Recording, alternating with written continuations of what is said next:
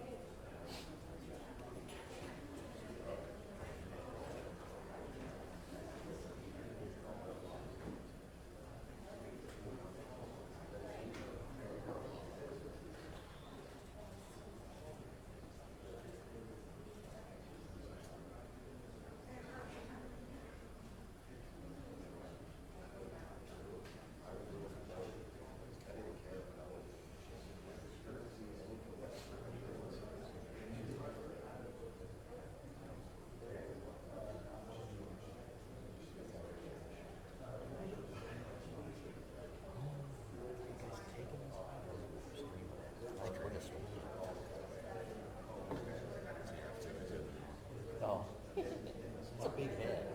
Big old, We need a bigger door. big old ginger sticking his head in the door there.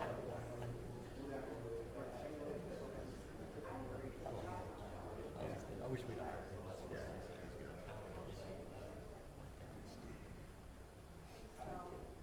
Hard worker, it seems like. Yeah, he is. He sort of cracked him in the ribs outside during one of those little. Yeah, that's what he's telling me. Yeah. I heard it secondhand. Came He up- walked behind came him, up behind did, him. yeah, elbowed him in the kidney. That's pleasant. Yeah.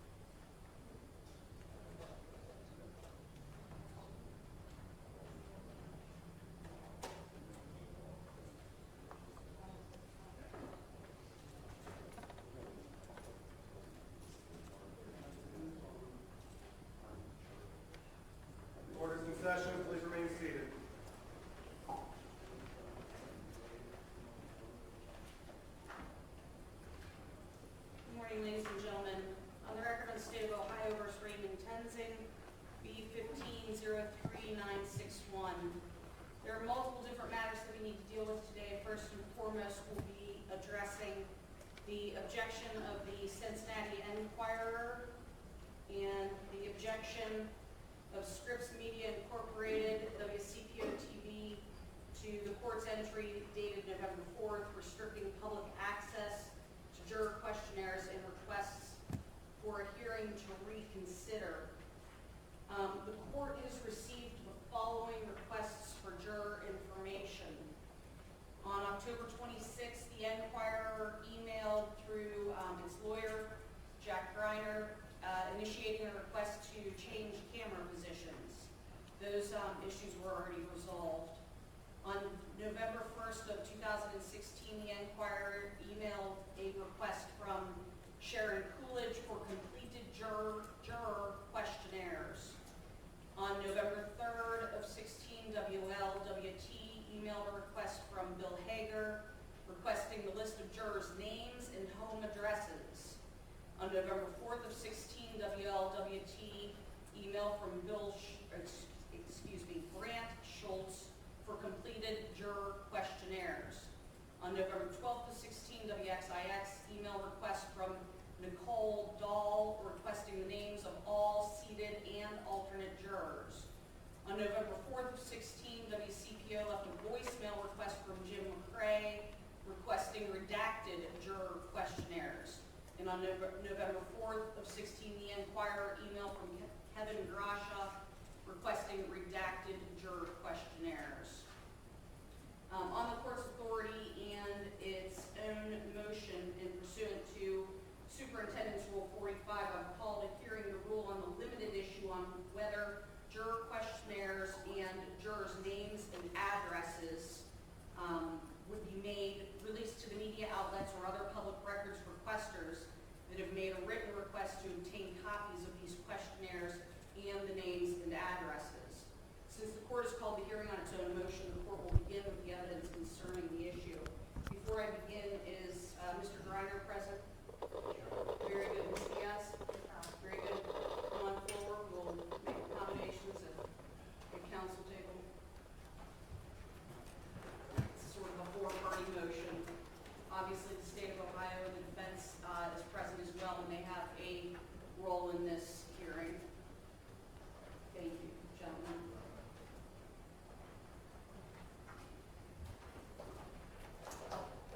Right, as the court has called this hearing, the court will call its witness, the bailiff, Mr. Timothy Knoll. Mr. Knoll, come on around here. I don't need to tell you how to hold the microphone to you, make sure it's turned on. Before you take a seat, you solemnly swear the testimony you're about to give is the truth, the whole truth, and nothing but the truth, so help you God. Very good. Please state your name for the record. Timothy Knoll, N-O-E-L. Where do you work, Hamilton County Courthouse for Judge Shanahan, and what is your job title? bailiff. Did you submit an affidavit in this case previously marked as Exhibit A? I did, And are the statements that you made in that affidavit true? yes. Your Honor, Very good. the affidavit's hearsay, the statements in the affidavit are hearsay. Very good. Same objection. Okay. Inadmissible hearsay. I'm sorry. The statements in the affidavit are inadmissible hearsay. Okay. The statements being offered in the affidavit are not offered to prove the truth of the matter asserted. We are not asking whether jurors were actually concerned or believed there was a risk of harm, but rather whether the statements were said. Admissible as verbal acts offered only to prove the fact that they were said, not the truth of the statements, and that's in direct accordance with Applegate versus Northwest Title Company, 2004 Ohio 1465. Your Honor, can I ask, who is we? You said we are not asking? The court. So is the court offering this exhibit?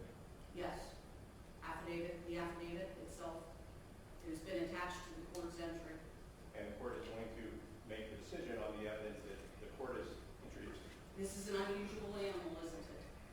Objection. Very good, the objection is noted. Objection as well, and I would just like to reiterate the point made in both of our objections, specifically WPBO's objection, that this hearing should have been held before the decision was made. The fact that this hearing has been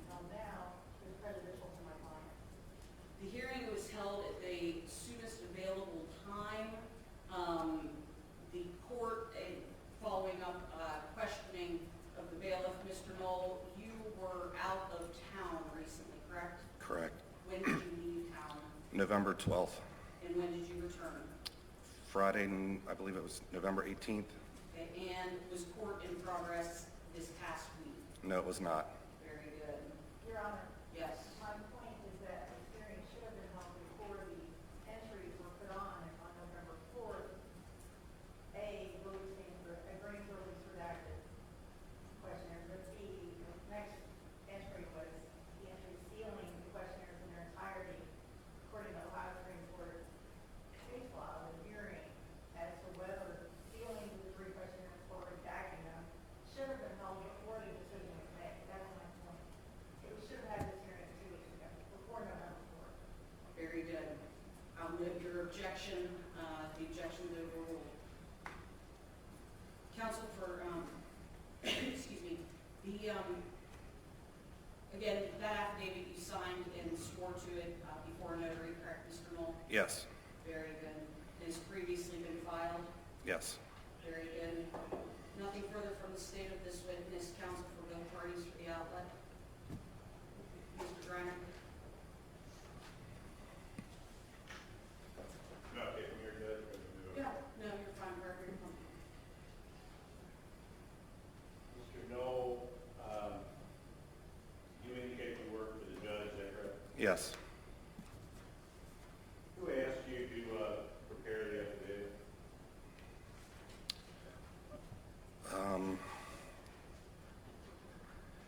I believe the judge did after I had stated all the concerns that the jurors had brought to my attention. Okay, the question was who asked you? The judge did. Thank you. So was that Judge Shanahan's direction? Yes. I assume you enjoy your position, you'd like to keep your boss happy as best you can? Yes. Let me ask you, do you have in front of you the affidavit? No, I do not.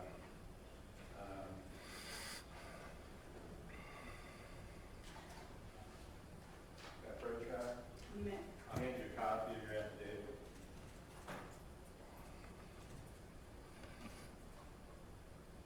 Is that the affidavit you prepared in direction of Judge Shanahan? Yes, it is. When did the judge ask you to prepare it? I don't recall. What was the purpose as explained to you for the affidavit? Just to list the concerns that the jurors have brought to my attention. Let me ask you to look at paragraph 3. It begins, while performing my duties as bail. Do you see that? Yes.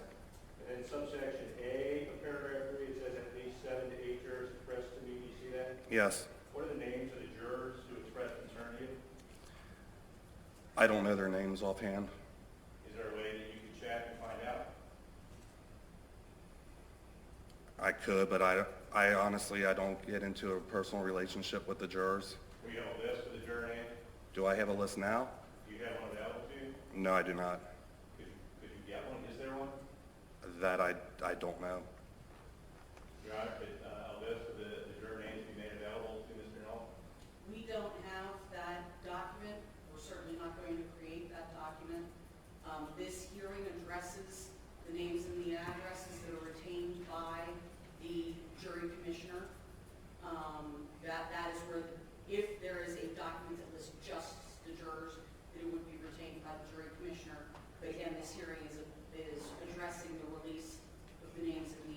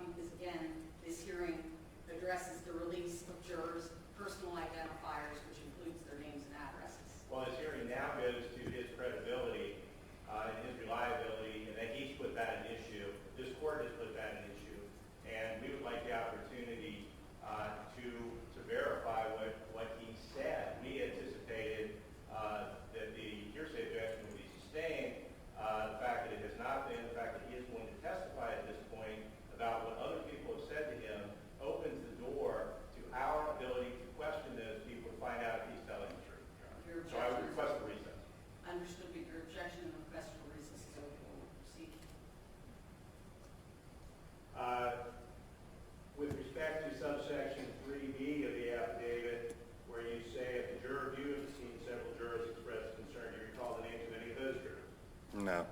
Would you have the ability to identify those jurors if you had documentation, appropriate documentation put before you? As I said before, I don't get into personal relationships with the jurors.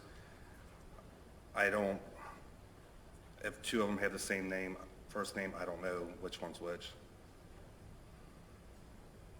So you really can't tell me which jurors expressed concern? Not by name, no. Subsection C, if you have seen one juror express concern, they might be photographed or recorded. Yes. Can you tell me the name of that juror? As I stated before, no. If appropriate documentation were put before you, could you tell me the name of that juror? As previously stated, no. Section, paragraph 3D, while walking in the view of the scene when juror expressed concern, it pointed out to me that a media representative was on the front porch. Could you tell me the name of that juror? No. If appropriate documentation were put in front of you, could you tell me the name of that juror? No. Do you have any idea how we can verify the truth or accuracy of what you're saying without knowing the names of these jurors? No. So we pretty much have to take your word for it. Yes. 3E, at the conclusion of the trial proceedings for the day, one juror expressed concern that a media representative sitting next to the jury box with a laptop computer. Do you know the name of that juror? No, I do not. If appropriate documentation were put in front of you, could you tell me the name of that? No. So we have to take your word for that one as well, is that right? Yes. On November 2nd, juror asked whether I, referring to yourself, was monitoring the live stream. Do you know the name of that juror? No, I do not. If appropriate documentation were put in front of you, could you identify that juror? No. So we'll take your word for that, too. Yes. Section 4, paragraph 4, while performing my duties as a bailiff in escorting jurors in the above captioned case, several jurors raised concern while in the presence of all their jurors about the potential that their names might be released. Do you know the names of those jurors? No. If appropriate documentation were put in front of you, could you identify those jurors? No. We'll take your word for that as well. Is that right? Yes.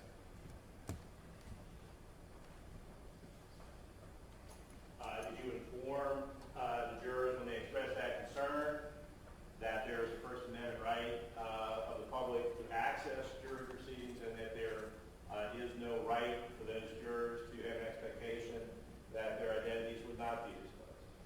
I did not state that. Paragraph 5, while performing my duties as bailiff and escorting jurors in the above captioned case, one juror asked in the presence of all the jurors whether completed juror questionnaires should be released. The juror expressed concern their personal information they did not want released. Can you tell me the name of that juror? No, I cannot. If appropriate documentation were put in front of you, could you identify that juror? No. So we'll just have to take your word for that as well. Yes. No further questions. Very good, Ms. Diaz.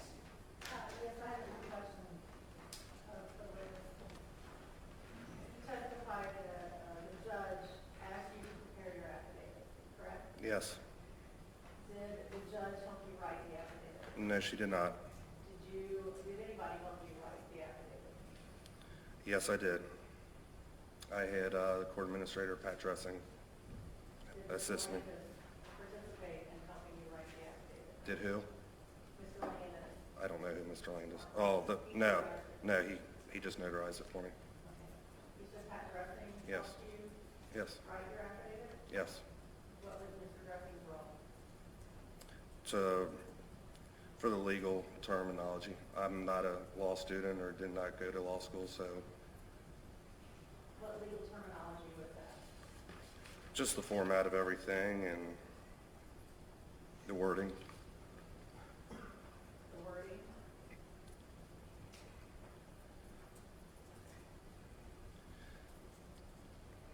Well, I stated everything that's on here. He helped write this all because as I said, I am not a law student. I did not go to law school or any of that for this. Every statement in this affidavit came from out of your mouth? Yes, it did. Did anybody tell you what to say? No, they did not, other than the jurors stating what's on here. And do you agree that there's no way to verify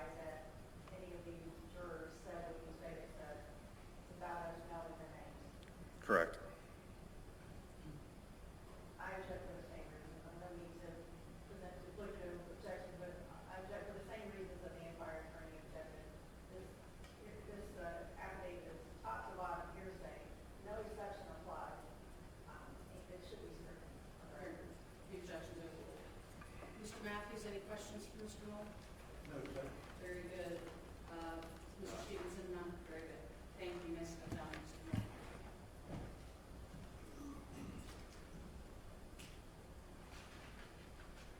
The court has no further witnesses. Counsel for the Enquirer, Mr. Greiner, do you have any witnesses you care to call? I don't. Ms. Diaz, do you? No, I'm not wrong. Mr. Matthews, do you? No, Judge. Mr. Stevenson, do you? Very good. Legal argument, Mr. Greiner, Ms. Diaz, whoever wants to go first. Your Honor, there's a couple of different objections because there's a couple of different entries. With respect to the entry that was entered by the court subsequent to the entry purporting to release redacted versions of the questionnaires, again, there was an entry put on. It is date stamped November 7th, although I believe it was discussed in court on November 4th, and a 14-page entry where the court made findings that the questionnaires would be released in redacted form.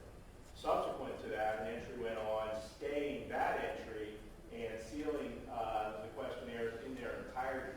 There were no on-the-record findings with respect to the sealing order, and in fact, the only on-the-record findings indicated that redacted questionnaires should be released. So the on-record findings completely undercut the notion of the order sealing the records in their entirety. So the order sealing the records in their entirety is invalid and void on its face because there was no on-the-record findings supporting the sealing of the records in their entirety. The first order of this court business this morning should be to vacate the order sealing the records in their entirety because it was entered in violation of State Ex Rel. Beacon Journal versus Bond and the First Amendment of the United States Constitution. So that should be order of business number one.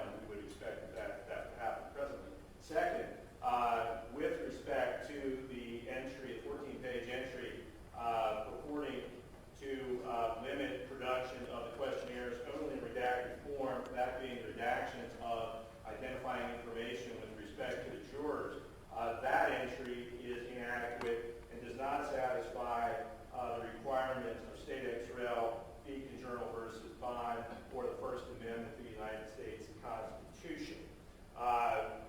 The interest in the juror names is set forth in State Ex Rel. Beacon Journal at paragraph 44. The interests that are protected by release of juror information is to preserve fairness regarding the makeup of the juror pool, to uncover potential juror bias or confusion, to investigate the jury deliberations, the jury's reaction to evidence, potential misconduct by the jury. Moreover, release of the juror names allows the public and the media acting on behalf of the public to gain insight into any system-wide problems with respect to jury pool, jury selection. So these are all factors that the Ohio Supreme Court has noted are advanced by release of jury information. And for that reason, the presumption is that this information is public information. That is the rule. Anything less than that is the exception that needs to be justified. And we'll talk about why the justifications are deficient. But one other reason why, at this point, the information should be released is we have had public statements by the prosecutor about his conversations with the jury. We have been told by the prosecutor, for example, what the vote was. We have been given insight into what was going on in the jury room among the jurors. But that's filtered through one of the advocates in this proceeding, the prosecutor. And therefore, if you're going to, drill out a little bit, only through the filter of the state, only through the filter of the prosecutor, that is, in and of itself, I think, reason to permit the public and the media to follow up to find out if that information is accurate. It's very similar to Mr. Knoll's testimony. We just have to take his his word for it today. We just have to take the prosecutor's word for it when he makes statements to the media. We ought to be entitled, I think the public has an absolute, I know the public has an absolute right to find out that information, to investigate that information on its own, not to rely on the state. We don't live in a government like that, where we rely just on what the government tells us. That's not democracy. That's not freedom. That's not a government that adheres to the First Amendment. That's why the public has a right to this information. It had it beforehand. It absolutely has it after statements are made telling us what the jury said, but only through the filter of one person. That's and who happens to be the government. That is not what the First Amendment is all about. U.S. versus Webb tells us the prospect of criminal justice being routinely meted out by unknown persons does not comport with democratic values of accountability and openness. That's why this information is critical. Now let's talk about what needs to be shown to withhold the names. There has to be on the record findings and evidence that closure is essential to preserve higher values and that the route taken is narrowly tailored. Again, that tells us exactly why the subsequent entry staying the November 7th entry and completely sealing the records is inadequate. It's not narrowly tailored. Redaction is at least, there's an attempt to narrowly tailor it. Total sealing the information in its entirety is not a narrow seal. And closure is not essential to preserve any higher value. The other justification for withholding the information is the fair trial issue. In that case, there needs to be on the record findings that there is a substantial probability of prejudice, not possibility, not maybe, not could happen, substantial probability of prejudice, and that reasonable alternatives to complete closure are inadequate. On those bases, the court failed. And of course, the fair trial concerns are done. The trial's over, so about 50% of the entry is completely meaningless at this point. There is no issue with the fair trial with respect to these jurors, with respect to this defendant. That trial's over. So that's completely mooted out, and that's a good chunk of the justification for the court's actions. The findings cannot be based on speculation.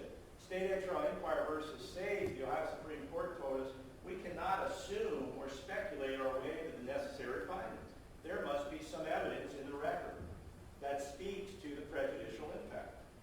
These findings have to be specific and not generic. The case that was cited in the entry by the court, U.S. versus Blagojevich, says the court must find an unusual risk, and it is not sufficient to point to possibilities that are present in all cases.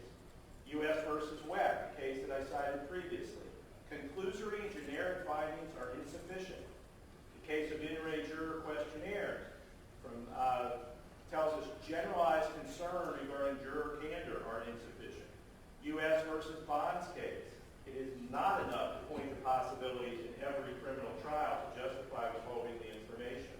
The cases that this court cited, the case that it cited primarily was U.S. versus Cobretti from the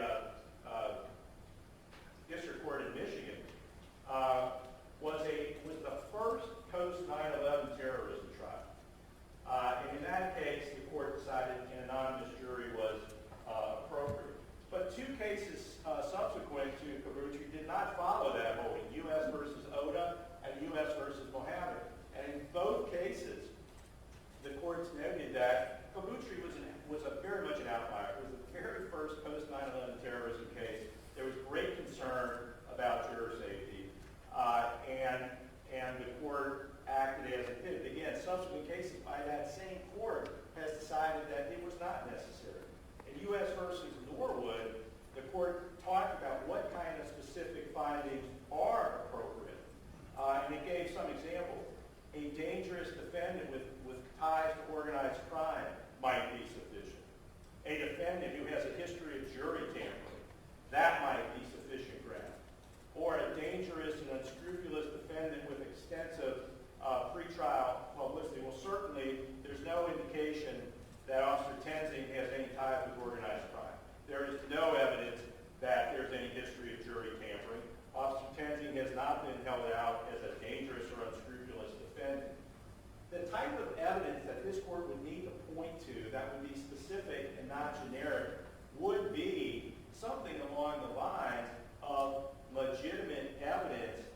that there was any attempt to interfere or tamper with the jury. Some evidence that there were threats made to the jury. Mr. Noel's affidavit is completely deficient because it's inadmissible hearsay, but even looking at the substance of it, it is merely, and in fact, the reason the court seems to think it's not hearsay is that it simply lets us know what the jury was thinking at the time. But it doesn't tell us if those concerns were rational. It doesn't tell us if there was any evidence that anybody tried to interfere with the jury prospects. Certainly, the jurors selected for the trial, friends and neighbors, no doubt knew they were on this jury. There's no indication that any of those people attempted to interfere or threaten the safety of these jurors.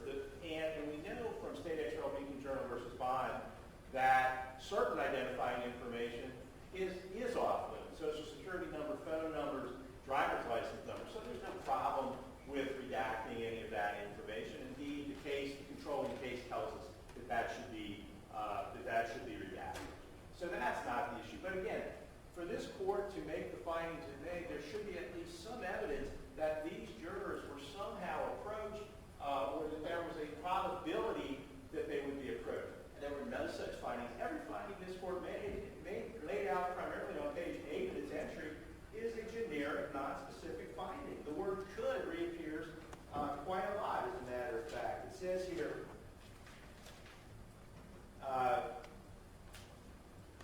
the broad privacy protections apply in all cases. So it's talking about a generic standard. It's talking about, if you look at page 4 of the entry, the court is concerned about the possibility that any members of the public, press or non-press, will interact with jurors. Well, that's a possibility. That's not a probability. And there's no evidence that anything like that happened in ways that might invade the privacy of the jurors. That's a possibility. That's a speculation. Remember, the Supreme Court of Ohio told us you can't speculate the way to these findings, Judge, but that's what this is. As with any high-profile case. So that's a generic concern. That's not specific to this case. These are your words, Your Honor. The jurors could be approached or even harassed. Could is a possibility. It's not a probability. And there's no evidence here that anything like this happened or would have happened. The jurors could see their names or photographs in print. Again, a possibility at best. That's not evidence. That is generalized, generic concern that we know from the case law we've cited is an inadequate basis for this finding. And we also, again, know, the Ohio Supreme Court tells us, State XRL Inquiry versus State, you can't speculate your way to these findings. There is no evidence in the record, even if you admit the hearsay from bailiff Knoll. At best, you come away with the idea that there were some jurors who were concerned about their privacy. That's it.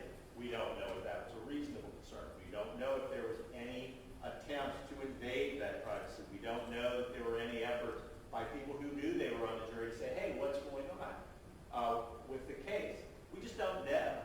Again, and of course we can't verify anything he said because we can't have access to the juror names. We just have to take his word for it that they even said this. But again, even if we take his word for it and we accept that they said these things, it's insufficient. It doesn't constitute evidence. It tells us one thing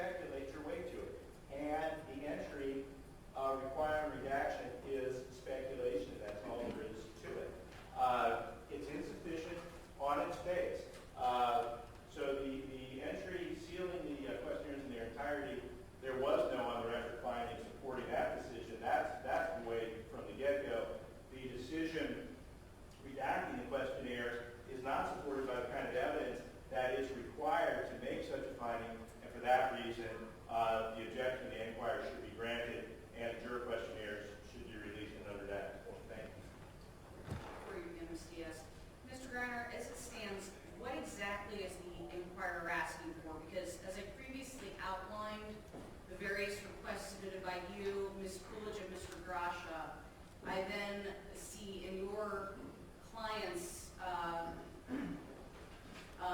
publications, the Shanahan is not releasing the names of jurors in direct conflict with the Supreme Court. The editorial board believes that Shanahan prohibiting photos and videos of jurors during the trial violates the Ohio rules of superintendence.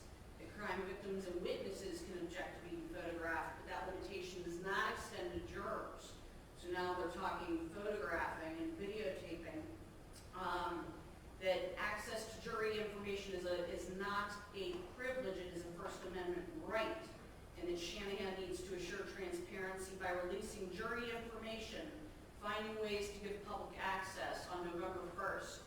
November 2nd, jurors were ready to go at 9 a.m. for a planned view, but were delayed, alleging that somebody from Black Lives Matter threatened to video record jurors, taking no notice of the fact that the media was out there with their cameras rolling on the jurors.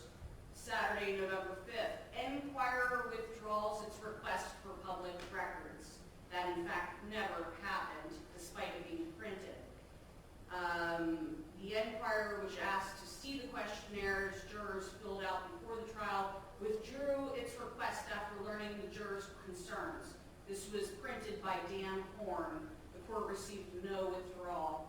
Further, he went on to say that reporters sought the questionnaires not to publish the juror's name, but to learn more about the men and women who will determine the outcome of one of the most important murder trials in Hamilton County history, and were to take the Enquirer's word on it that they won't publish the names, despite what happened in the Marcus Faisal, Liz Carroll case, where publishing the names of jurors was wrong, had to be printed by the editor at that time. Then on, November 8th, a juror is excused. No media outlet plans to name the jurors, including the Enquirer. What does your client want? That question's irrelevant. I'll answer it, but it's not relevant to these proceedings because I'll tell you why. These proceedings are about what is going to be the official record of the jury questionnaires, whether that is going to be released at all or whether it's going to be released in redacted form, regardless of who makes the request. That's what this is about. That entry was not specific to any particular requesting party. The effect of your entry, redacting the names, is that the official public record of the juror questionnaires for anyone, for all time, is going to be, the names are going to be redacted. That's the objection. It's got nothing to do with any specific request that was made or not made. At the time the juror questionnaires were made, since this inquiry has been made of me, I will tell you what happened. The request was made by one of our reporters on a Thursday morning, which I believe was Thursday, November 3rd. I reached out to Mark Landis, who is the court's lawyer, it's my understanding, for at least some of the proceedings here, and I suggested to Mr. Landis that the Enquirer would agree to accept redacted versions of the questionnaires so that this did not become a distraction for the court or the trial. Mr. Landis indicated that despite that offer, he felt the court was going to put on an entry. I asked Mr. Landis if he would send the entry to me so I could look at it and perhaps comment and work with him on it. He declined to do so. The next day was Friday, November 4th. This court indicated to the jury that the Enquirer had requested the unredacted questionnaire, and that the court, in the interest of the jury privacy, was going to put on an entry redacting and identifying the information. There was no disclosure to the jury that the Enquirer had previously reached out to the court and offered to take the questionnaires in redacted form. There apparently was some consternation amongst jurors on that day. It is my understanding that Bell was informed by the Enquirer that to avoid the risk of a mistrial, the Enquirer would, at that time, withdraw its request for the questionnaires. That was an oral statement that was made. I don't know that it was put into writing, but it stands. So to suggest that wasn't made is inaccurate.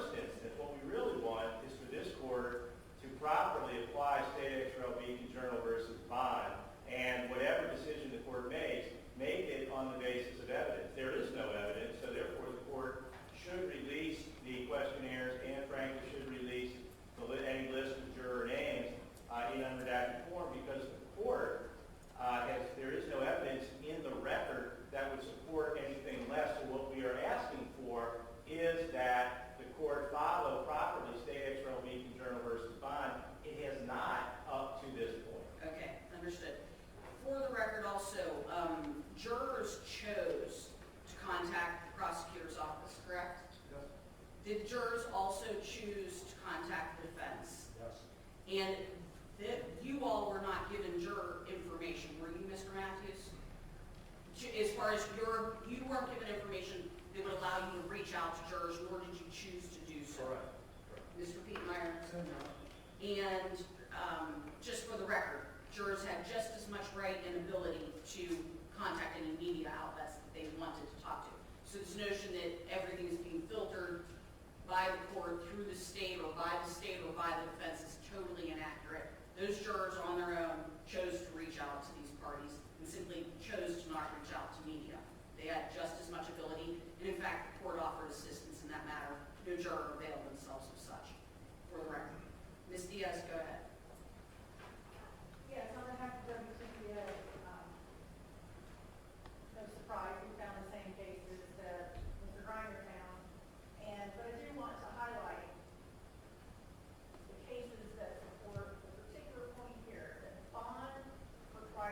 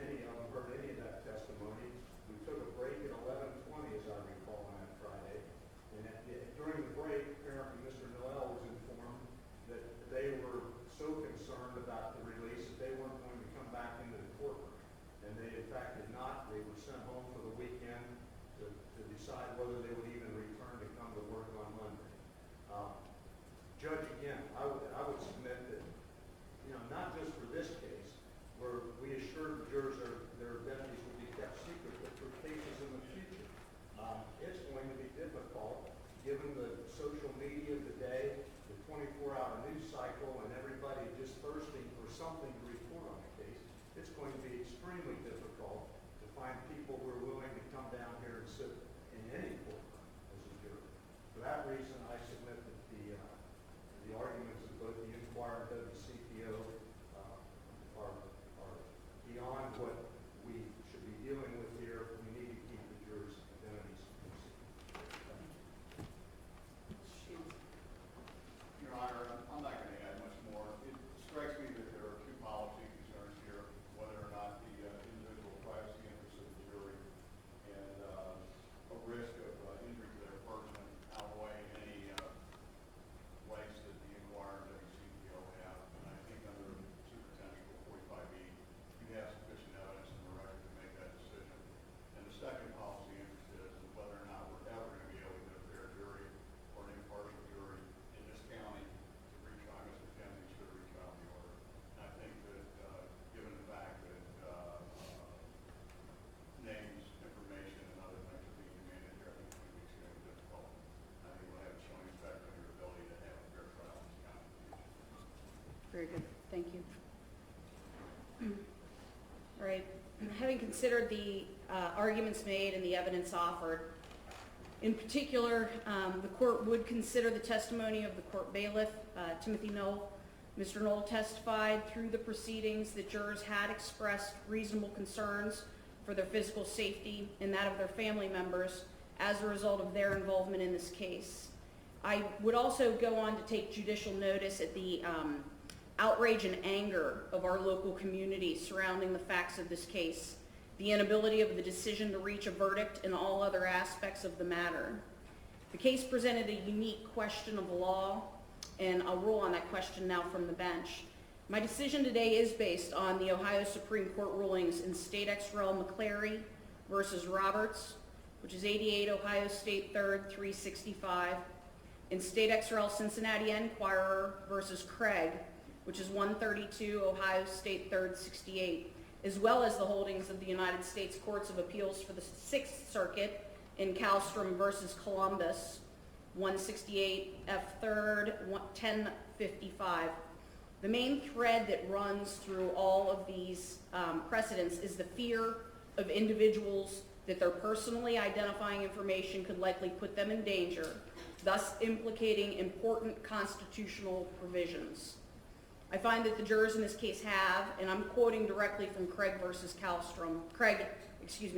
Calstrom, a fundamental constitutional interest in preventing the release of private information when disclosure would create a substantial risk of serious bodily harm and possibly even death from a perceived likely threat, so that such disclosure by the state should be measured under strict scrutiny.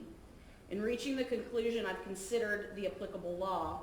Superintendent's Rule 45E provides guidance to the court on the issues presented and instructs a court to restrict public access to information in a case document if the court finds, by clear and convincing evidence, that the presumption of allowing public access is outweighed by a higher interest after considering three factors. Number one, whether public policy is served by restricting public access. Number two, whether any state, federal, or common law exempts the document or information from public access. Number three, whether factors that support restriction of public access exist, including risk of injury to persons, individual privacy rights and interests, proprietary business information, public safety, and fairness of the adjudicatory process. The court also notes the balancing tests adopted by the Ohio Supreme Court in the State ex rel. Beacon Journal Publishing Company versus Bond, 98 Ohio State 3rd 146. In Bond, the Supreme Court held that a presumption of openness may be overcome by an overriding interest based on findings that closure is essential to preserve higher values and is narrowly tailored to serve that interest. I hereby make the finding that the presumption of allowing public access is outweighed by a higher interest, specifically the constitutional rights of these jurors in light of the holdings in McCleary, Calstrom, Craig, and Bond. I find that this case is of a character in the community that incites passions regardless of the outcome of the case. For instance, the court will take judicial notice that Charlotte, North Carolina rioted after a hung jury in a similar case. Baltimore, Maryland, and other cities have rioted after verdicts in similar cases. I take judicial notice and find that the world has changed since Bond, and that the internet and social media make it easier for jurors to be found and suffer injury from their decisions. I find, as a matter of fact, that these jurors in this case were distracted by the potential that their identities would become known, and that the next jury in this case will have the same reasonable concerns.